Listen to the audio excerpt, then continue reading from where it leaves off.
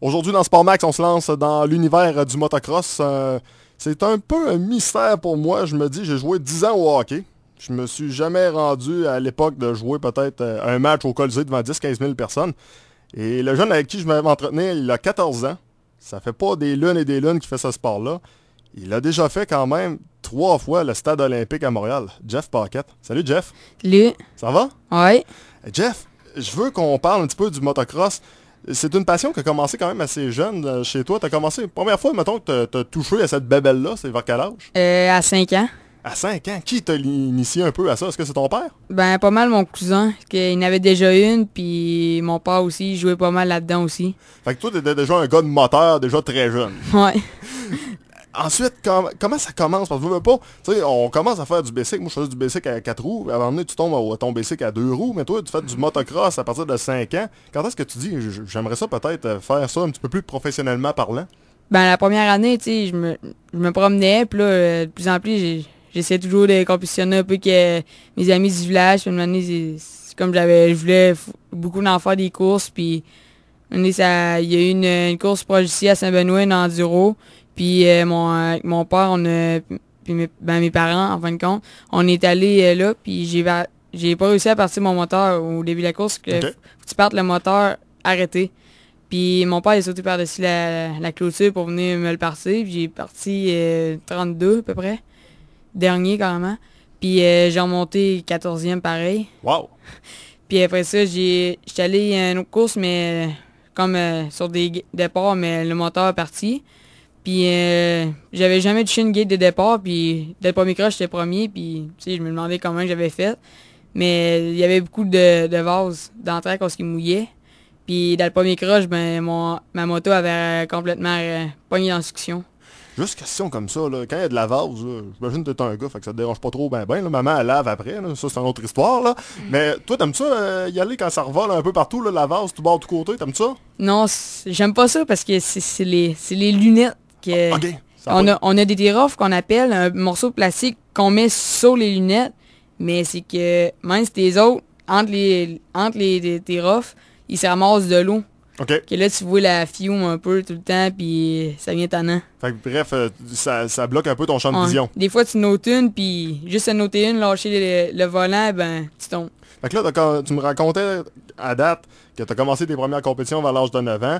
Ça a quand même bien été, évidemment, il y avait de la nervosité, puis c'est normal, je veux dire, tu commences dans le sport. Mais comment tu t'es rendu jusqu'à aller faire des compétitions jusqu'aux États-Unis? Je regarde les noms, là. La Caroline du Nord, je veux dire, Caroline du Nord, là, à part les Hurricanes, il n'y a pas grand monde qui s'en va là, je te dirais, là. C'est un endroit un peu mystérieux. Et toi, tu te ramasses jusque-là, tu as déjà 14 ans, tantôt je dis en préambule, tu as fait déjà 3 fois le stade olympique. Comment on fait pour se rendre à des aussi gros niveaux en commençant? Ben, comme qu'il y en a qui disent, ils disent, c'est facile, t'es assis, tu fais juste donner du gaz. C'est pas si facile que ça.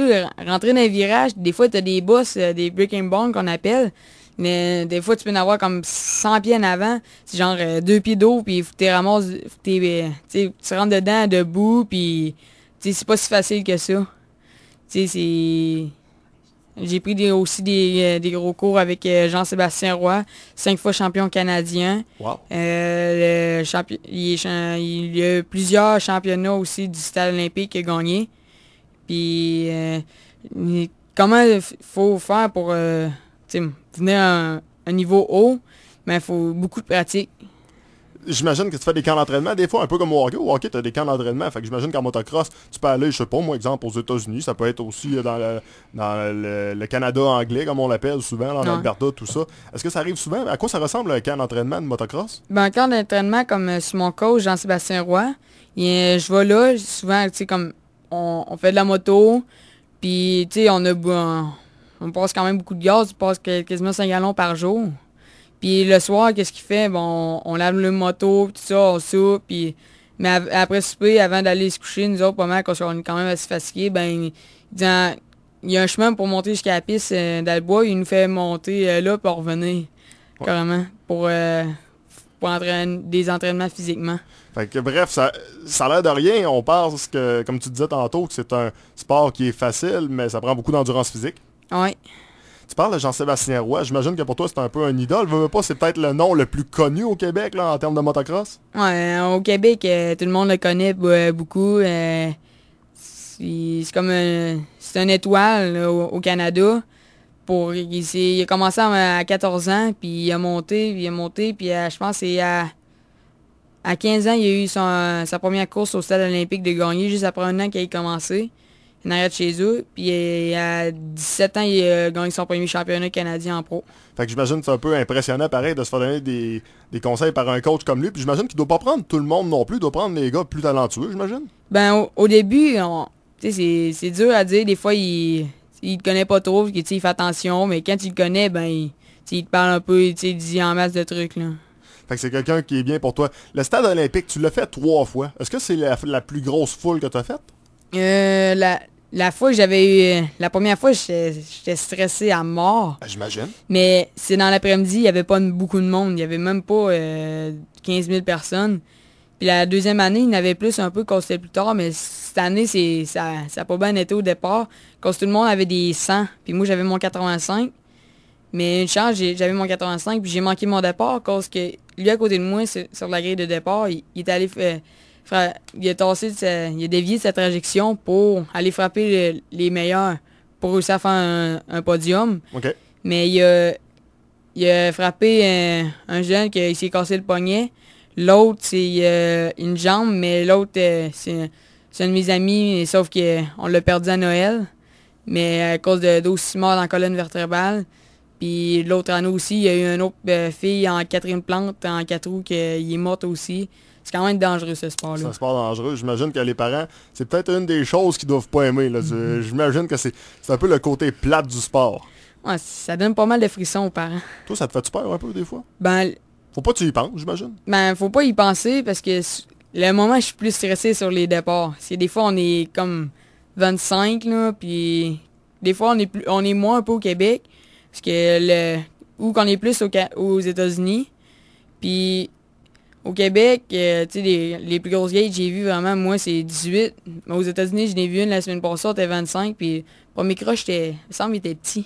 Est-ce que ça te stresse des fois les départs? Est-ce que c'est quelque chose que tu t'es... Parce que même pas, j'imagine que de connaître un bon départ, c'est quasiment crucial dans ce genre de course-là. Ben, même si tu manques ton départ, ça dépend. Parce que si tu manques ton départ, mais quand tu le manques, t'es enragé bien dur. Puis, tu sais, t'en remontes. Comme il y a un coup, il y en avait un qui avait, ce qu'on appelle ça, un peu comme faux départ. Le gars, il avait parti le voler, puis il m'avait tombé dessus, mais j'avais parti dernier, j'avais remonté 8e, pareil. Je regarde un peu ta fiche présentement, je suis en train de regarder ça. Tu as pris part à l'événement de Winchester au New Hampshire les 18 et 19 mai pour tenter de te qualifier pour l'événement du 1er et 2 juin. Comment ça s'est passé? Ben, cette fin de semaine-là, le samedi, en pratique, j'ai eu un trouble de moteur. La hausse à Preston, elle s'est vidée sur ma botte. Mettons que c'était assez chaud. Ouais, j'imagine. Ouais, puis là, après ça, j'ai vu la première course, ben, il allait pas vraiment bien, puis tout. En Super Mini, qu'on appelle un 100 modifié, et on a le 2 jusqu'à 112. Puis je me suis qualifié 8e. Ils prennent les 8 premiers. OK. Puis le lendemain, en 85, j'avais encore un peu des troubles, mais c'était moins pire un peu. Puis la première course, j'ai fini 8e. Ils prennent encore les 8 premiers. La deuxième course, la première course en 85, j'ai décollé premier dès le premier croche. La deuxième, j'ai décollé 3e et j'ai fini 6e. À la course, ça m'a donné une 6e overall, comme on appelle. Fait que dans le fond, tu as réussi à te lancer un peu pour la prochaine compétition, c'est bien ça? Ouais, pour la demi-finale du championnat américain, sauf que le championnat américain se déroule au Tennessee, mais pour aussi au Québec, c'est pas les mêmes températures. Là-bas, c'est comme, tu sors de ta douche, puis tu sues déjà. OK, je vois le genre. C'est comme des 45-50 degrés, mais en moto avec un casque, là, c'est chaud. Ici, il faut se pratiquer avec les cotons ouettés et les blouses tout le temps. Fait que bref, on met le plus de chaleur possible qu'on peut se permettre d'avoir ici au Québec. C'est pas beaucoup comme chaleur, mais on rajoute des couches. Fait que, comme ça, t'as à peu près la même température que là-bas. Fait que quand t'arrives là-bas, t'es pas trop dépaysé. Ouais, là-bas, t'as une bouteille gelée, puis mets-la à l'ombre, en dessous de ton auvent. Puis après, 15 minutes, puis elle est dégelée, il n'y a plus d'eau. Ben, l'eau est...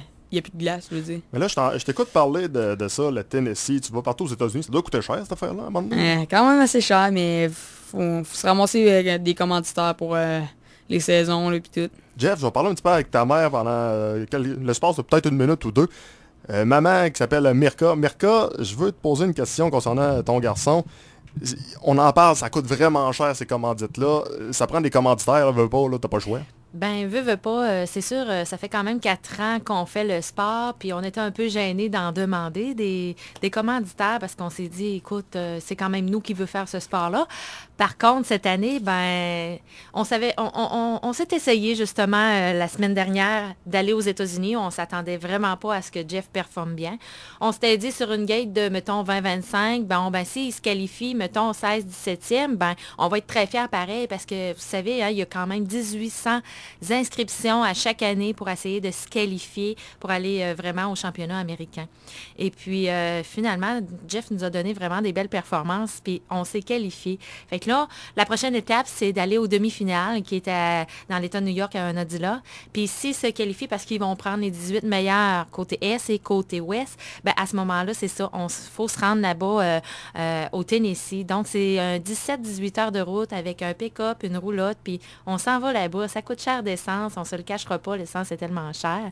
Et puis, c'est pour ça que cette année, on demande vraiment des commanditaires, si les gens veulent encourager justement un Beauceron, hein, il y en a juste un Beauceron qui participe vraiment à cet événement-là cette année. Il n'y a pas dû avoir beaucoup de Beaucerons non plus dans l'histoire qui ont participé à ce genre d'événement-là. Il y en a quelques-uns parce qu'il ne faut pas oublier non plus que, je ne sais pas si les gens connaissent Sarto Lessard, c'est quelqu'un qu'on côtoie, nous, régulièrement aux courses, là, Okay.